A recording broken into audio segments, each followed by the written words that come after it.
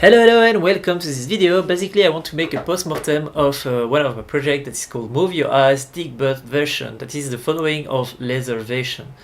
So basically it's a game, as you can see, where you have a Dickbutt in the center of the house. It means to be played on virtual reality with the mixed reality, with the Windows mixed reality, but mainly on the Hololens, because yeah, the workshop was for the Hololens, the workshop I wanted to use this project. So let me show you the game. It will be more easy. It's a game where you need to move, so let me take a second to move in the room because I need 2 meters of distance. 3, 2, 1, like this. So Dickbutt. So basically you are here protected by a window, and you need to install the Dickbutt over there. And so you need to avoid the lasers.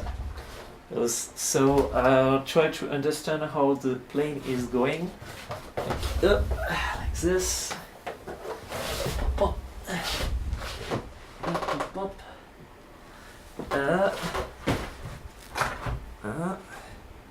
Okay. Pop, pop. And yeah, I'm in it, and I took the Dickbutt basically. So yeah, that's all the game. You just need to take the Dickbutt over there. So if you want to teleport like this, you have to take your hand like this, take it, and run. Yep. Windows Y, play, pause. So yeah, basically that's the project. What did I learn of it? I learned that in virtual reality it's really cool to avoid laser like this. It's really a good feeling, but for the Hololens it's really not a good situation. Basically it's like the Hololens has this weird feeling when you look at an object, you feel like it's 40 centimeters of you, but basically if you really focus, it's at 1 to 2 meters of you. And so when you try to avoid this kind of lasers, when that is really close to you, it's kind of hard and mostly impossible. So that's why I did not continue this Dickbutt project that I wanted to use as a workshop, because Dickbutt I can remove it and put another object to make it passable for a workshop. But yeah, also there is something I learned about performance issue with this project with the lasers. It is basically what I have done here, as you can see, is that I have a mesh here, or with plenty of lasers. So I will try to move them for you like this. You see, it's one mesh only with plenty of lasers. The other ones are here somewhere. Wait. Plane. So basically it's plenty of laser, it's only one mesh, and what I do is basically I take here up the lasers, and I move the bone like this, and yeah, it's not representative, this one. Yeah, it's hard to explain without going into heavy detail, but basically yeah, it's one mesh, so it makes one draw hole, and what I do is just move the bone of this architecture of this 3D mesh in the animation, and bam, it's working. That's really cool.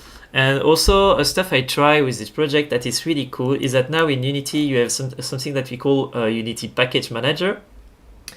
And basically it means that if you do a Git project, for example, for the laser, it's the case, like this, don't save, or save, don't save.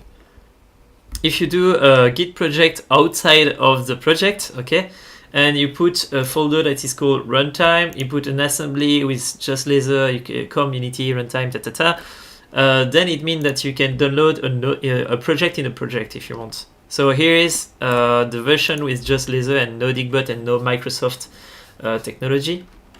As you can see, it was my first version, and you have the asset, and you cannot touch it here because it's a Unity package, so you cannot modify it.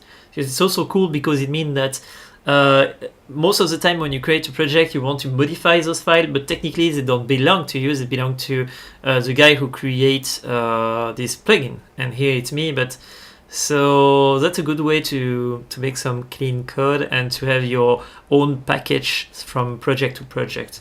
And that's something I will work in the coming week. For example, I have another one here. It's called random tool.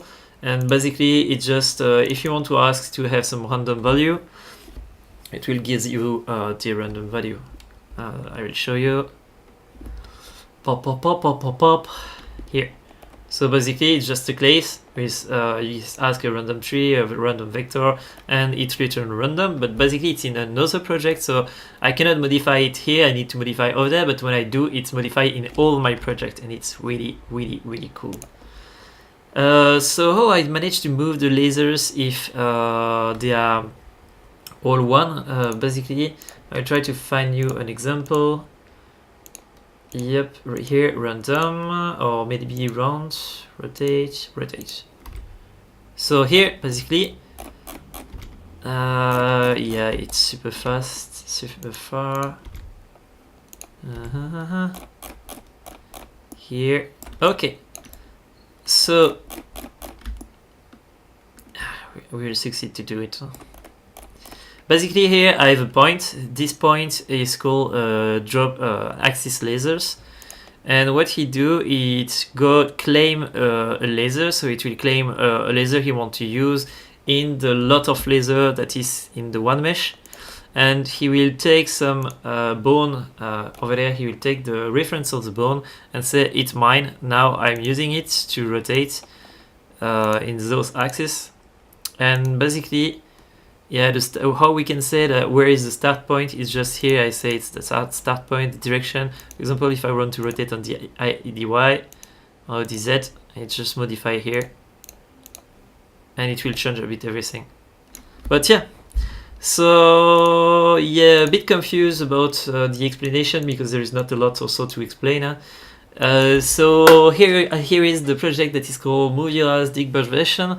If you want to try it, if you want to have the code, don't hesitate, it's in the description. Feel free to put some money in my research in the comment section. There is a link. And thanks for listening. May the code be with you. See you next time. Bye.